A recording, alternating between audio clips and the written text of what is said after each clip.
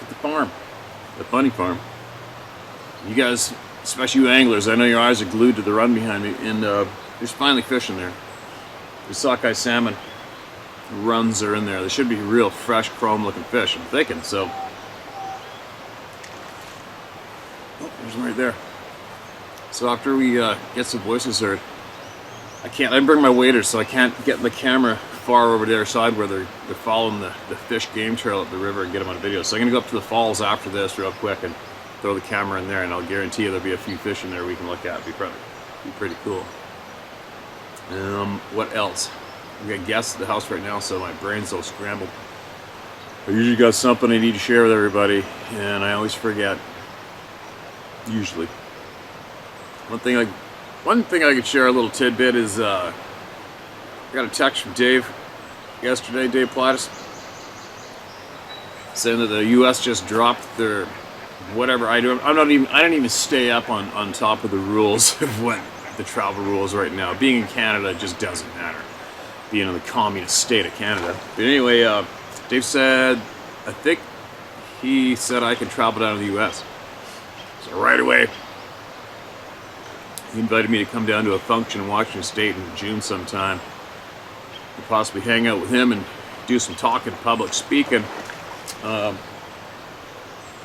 might. It's a ways out of my way, and obviously right away I retorted with terrorizing him with steelhead videos that I've been making, trying to lure him to come up and do that with me, which he will eventually. But I think possibly it might be more effective if Dave and I do, if we make some videos with each other, having a conversation, or even live feed to everybody here and on his channel. I think that would possibly be a lot more effective than me going to a gathering in Washington State where there might be a few hundred people, right? I don't know. I'm on the fence because that date of that he invited me down, I have some wildlife biologists up here trying to book myself, my boat, and my inflatable to take them around for a couple days, looking at some things on the West Coast, nature-wise, and I was kind of looking forward to. I haven't booked them yet. I was going to do that more so because I want to talk to them about this topic, and that doesn't leave me any time to travel down to be on time to hang with Dave. So we'll see. We'll see. Obviously, I'm just babbling out of my frickin' randomly babbling right now, but that's the only news that anybody might be interested in right now would be the possibility of Dave and I speaking together again in Washington State this month. I'm on the fence because obviously I've been busier than hell, and I wouldn't mind going off, and I guess these wildlife biologists are studying eagles or something. I know there's a whole bunch of remote eagle nests around the coast, and I got the boats to get to them and to get them on shore, and I think that would be really interesting to talk to those guys about this topic and see if they were willing to open up and maybe videotape it, who knows. But anyways, let's get on with some voices here. This is titled, these are all fairly new. It's easy for me right now because I'm so unorganized this morning, and I'm going down from the very top of the list just for today because I know I haven't read them before. So the title is Surrounded. Watch for the fish rising behind me. Surrounded by 3 Sasquatches, the title of this email share. Hi Steve, thanks for all you do to get the word out. My name is Dan, I'm 52 and I live in Michigan. I've had a few encounters and here's one. I'm an avid outdoorsman, hunt, fishing, just enjoying the outdoors. This encounter happened November 15, 2004 in the Upper Peninsula of Michigan. UP's got so much action. I got friends of mine that have a hunting cabin up there. They live in Howell, Michigan. They don't know of any of these sightings themselves though, yet. I was deer hunting opening morning and got out in my spot before light and sat in the dark for 45 minutes till light. Right at first light, I had a deer in front of me at 35 yards and it was a nice buck. I have a 12 gauge 870 Remington shotgun. I got one of those. And rifled barrel. No, don't have one of those. And I'm very accurate with it. I aimed and shot the deer and it ran to my left, to right, over, and down the ridge into the swamp next to me. I had another buck tag, so I just sat there to see what else would show. I kept hearing something moving around in the swamp, so I just sat thinking it might be another deer. After an hour, nothing came out and the movement stopped. So I decided to go look for my buck. following the blood trail over the ridge into the swamp to where it's finally to its final resting spot. The blood trail was easily followed. To my amazement, the deer was gone. Checking the area, no further blood trail, is just like the deer up and disappeared. At the time, left me baffled. Thought to myself, what the hell? So, I went back to camp and told my buddy I was hunting with, and he made fun of me and said, "You must have just wounded it. Your gun must be off." He'd been hunting with a 30-06 with a scope, and I knew that gun was on. I sighted it in. He said, "Go ahead and take it out," because he wasn't going to go out that evening. I took his gun and went back out to about the same spot, just 200 yards down the same ridge, to the other corner of the swamp, where the swamp butted up to a tall pine thicket and the ridge. Overlooking the swamp, I seen at the time I thought was a black bear going through the swamp from my right to left, heading into the pine thicket. All of a sudden, I hear running deer coming from the swamp towards my location. 8 to 10 deer came running at me at a terrified speed, like they were being chased by a predator. I'd never seen deer running like this before, and 2 nearly knocked me down. Thought for a second, what the F was that? This really struck me odd. I had to take a minute to reflect. It's now getting to the last 15 to 20 minutes of light, so I started walking slowly down towards the pine thicket, thinking I might get a final chance at a buck. Slowly moving through the pine thicket on a 2-track covered in pine needles, quiet, I kept hearing something walking through the swamp on a course to intersect with me. As I approached, I heard some loud grunting coming from the swamp, some 20-25 feet from me. By now, I got my mini-mag flashlight out and had shined it over to where the sound was coming from, now at 15 to 20 feet away. A big, tall, 9 to 10 foot, 700 to 800 pound, hairy figure standing right next to the swamp.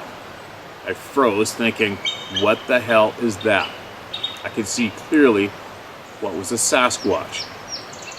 For a brief moment, fear ran through me, and I raised my rifle, also holding my light on the thing. Thinking nobody will believe me, and I said to myself, they will if there's a body.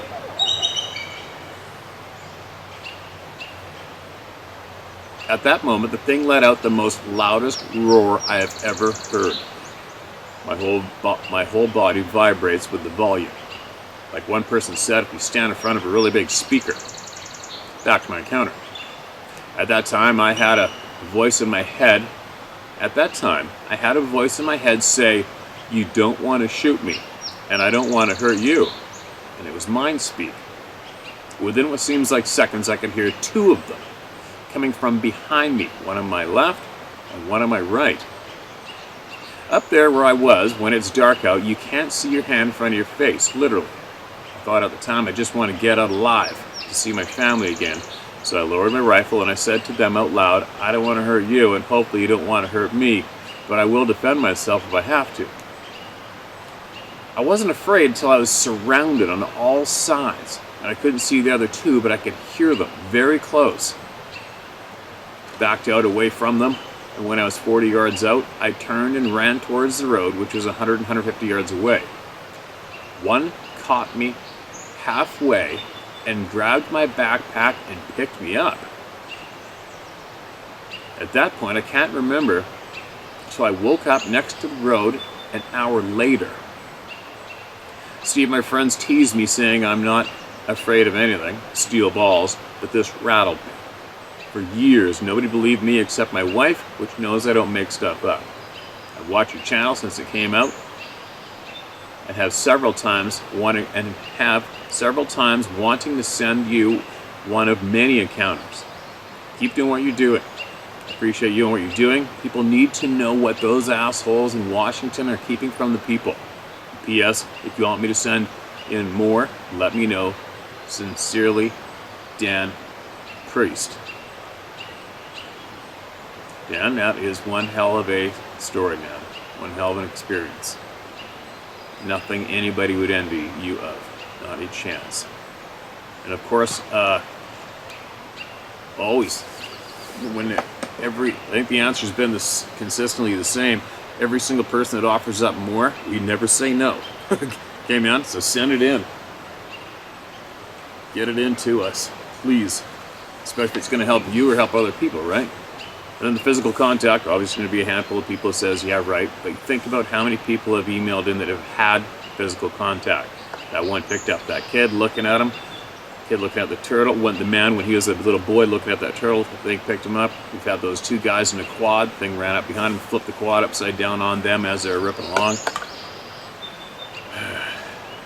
There's lots. I can hear those fish behind me. No bear poop yet. Alright, let's read another one here. Paisley, Florida, Ehosa encounter near Ocala. Paisley, Florida encounter. Dear Steve subscribers, you can use my name. I'm John Wiley.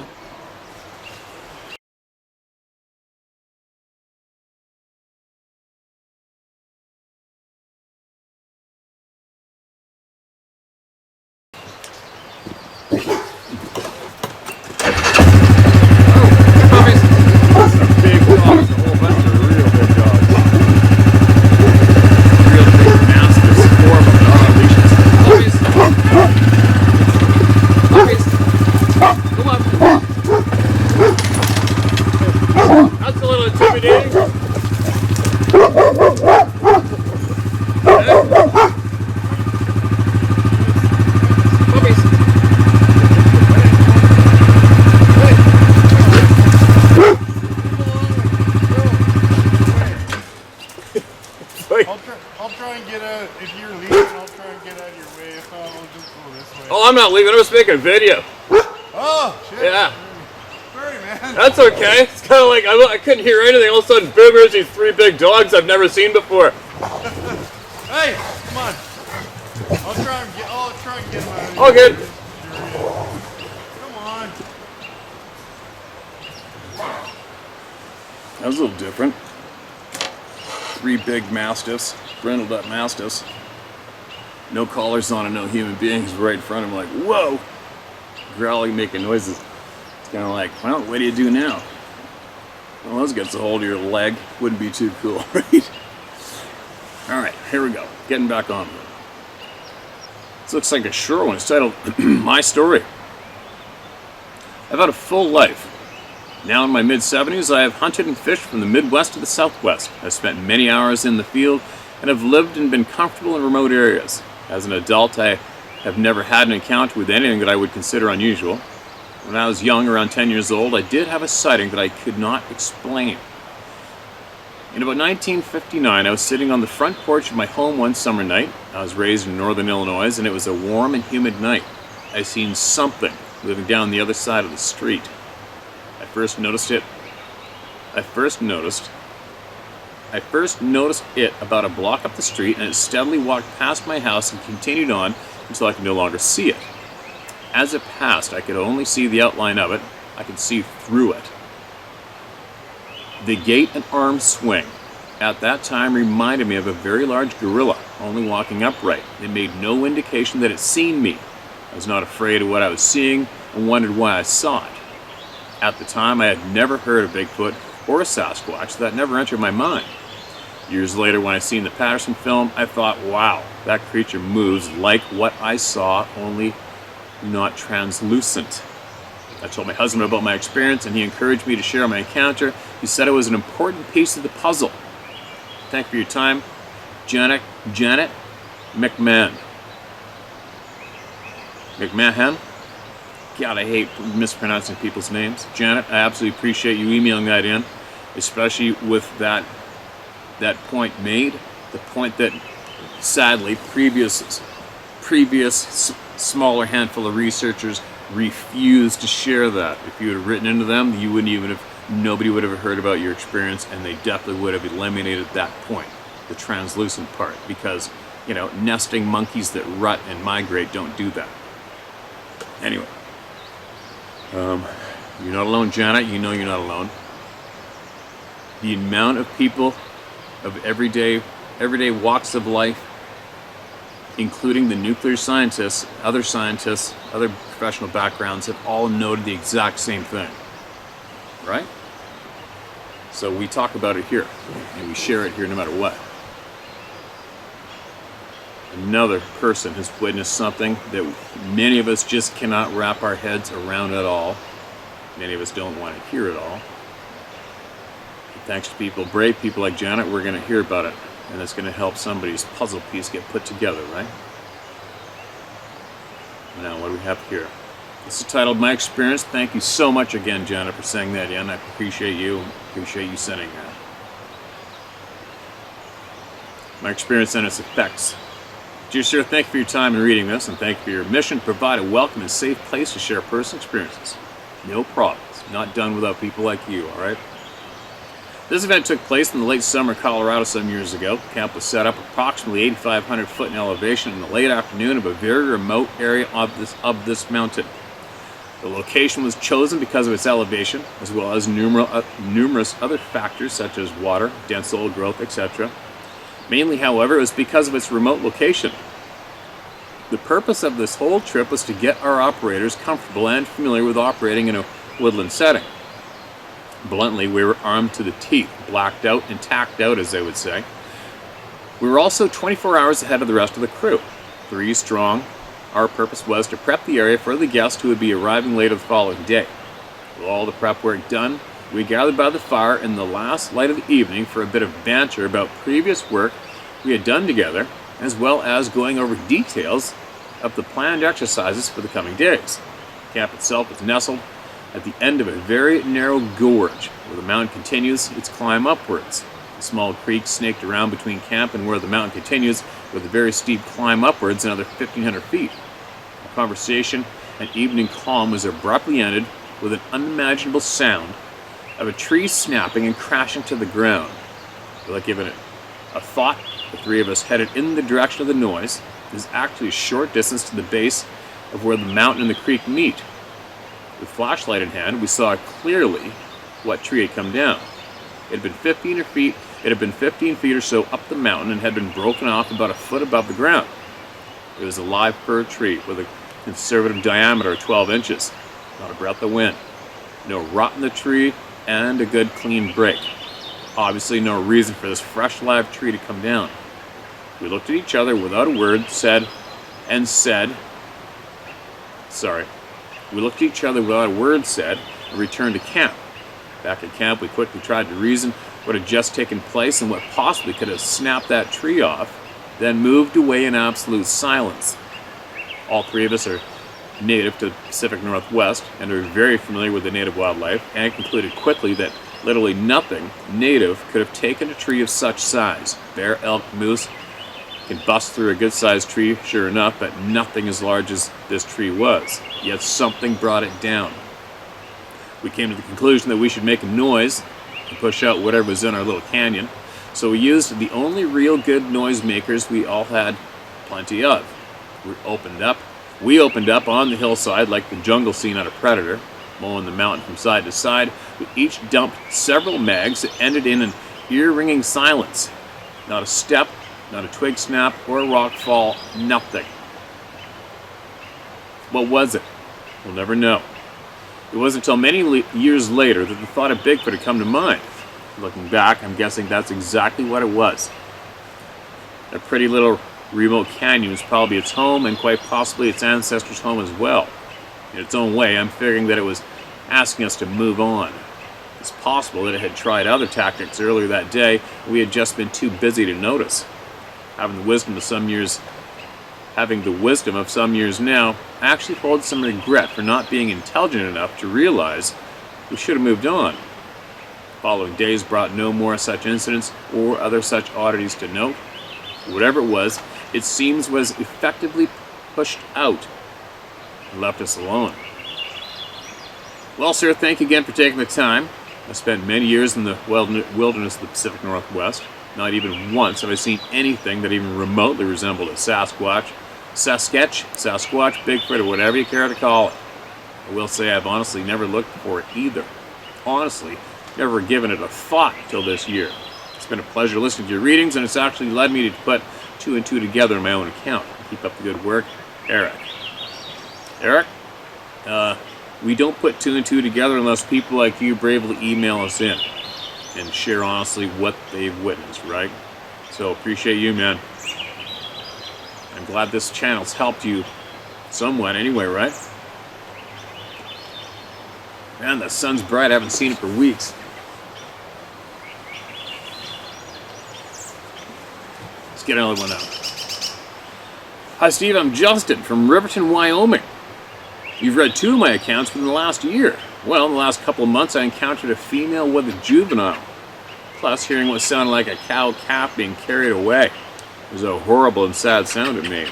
This has given me some bad dreams, and has given me a sense that the beings can be a problem. Game and fish don't listen, of course. How do I handle this? Please advise me, Steve. Or here's an email, phone number. Thanks, Steve. Okay. Please advise you. Bad dreams. You know what? I'm not really a counselor, that's for sure. And I can't, honestly, there's not much I can advise on for somebody having bad dreams from what they experience. We've all had bad dreams. I think, from what I know, the best thing you can do is speak openly. Just keep speaking openly, right? And listening to people speaking openly, and then it'll possibly help your mind accept it as a little more normal than it actually is, and then you can start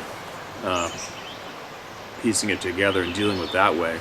But I'm definitely not a counselor of any kind, right? So I can't give you any professional advice on what to do. I've had traumatic experiences in my life where it gave me nightmares for almost a year straight one time. But we eventually get over it, right? And deal with it in a healthy way. Never start drinking. One thing I can say to everybody is never turn to booze and drugs to deal with uncomfort or pain. That's the absolute wrong thing to do. But you keep speaking about it openly, and you find people who are honest and brave and would like to talk about it openly with you as well. And I know obviously that does help. That's what I can offer up. It's unfortunate, man. We all have the nightmares in life. Just try not to react by doing bad things to yourself, thinking that's going to help. Meaning hitting the bottle, right? Or becoming abusive and keeping those things in to causes inner turmoil and then lashing out at other people around you without knowing it. That's not a good thing either. I'm going to share one more and then I gotta get out of here. It's titled The Watchers. Hi Steve, please do not use my name. I'm watching and learning from your channel. Thank you for all you're doing and keep it coming. I live here in southern Ohio. You've spoken about here at times. You have spoken about here at times I have seen. The reason I'm writing is because of what the Owl Man has said. It rang home with me and what's happening here. I moved into my new home last year as a spike in activity was going on in the hills around us. We live in a valley surrounded by hills and dense forest. While setting up the farm one day, I heard trees crashing and some really odd sounds coming from the forest. After about 20 years in the woods of nations, all around the world, I've seen some really odd things. Us Army Rangers, sometimes I think we cornered the market on strange things in the woods. After several days, things didn't calm down. They went the opposite direction. Now we had and still have the sound of trees snapping. I found a few that have been classic signs. It scared the hell out of me one day. They were so loud, I hope that word meant loud and close. On both sides of the valley we were in are many signs of them. I hear chatter from time to time, like samurai, I think you call it. I know I'm being watched from the hills almost daily. As to why, I don't know. Maybe there is a version of the Truman Show, and this is why I chose to write you. We've made friends with the hundreds of raccoons that live here, so much so they walk up to us now. An endless source of irritation for my dog, LOL. The activity is so close to the house, a few yards away, I think that actual contact is only a matter of time now. The barn seems to be the area of the greatest activity. I've checked it several times, no avail. Nothing yet. The dog is focused on the barn almost every day around 6 to 7. Something draws her attention to the barn. I'll keep you up on what happens next. I wonder if I have gotten a name and will they tell me what it is someday? I don't know. Time's gonna tell. I don't know. You're gonna go about life the way you're gonna choose to go about it with this. I would advise not to start leaving them food. That's just me. That doesn't seem to end well too often for many people, right? Especially if all of a sudden you stop giving them food. Man, okay, my focus is starting to lose here. Sun, I got guests at the house. Sarah's not stoked on me leaving her alone there right now. Entertaining by herself, and I gotta get moving. I might come back,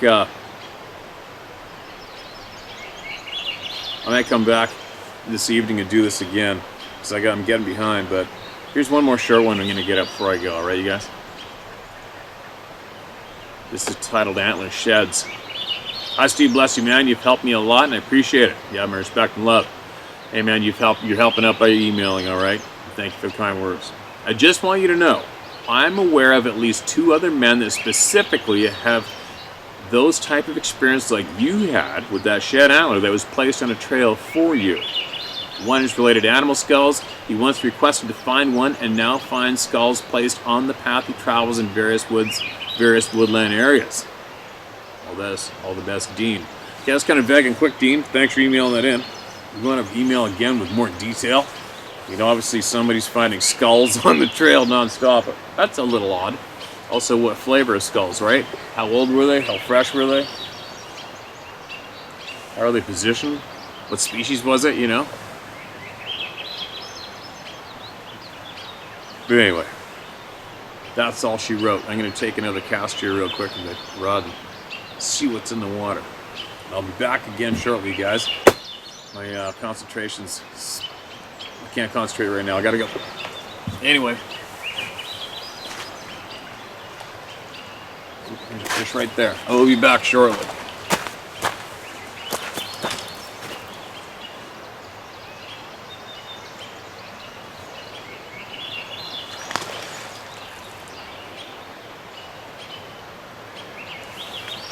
Alright, there's no way I'm not gonna get that fish in this camera. Watch this.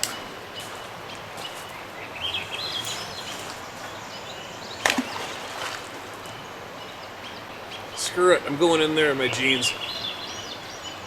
It's only water, right? I can dry it off when I get home. The things fish will make a man do.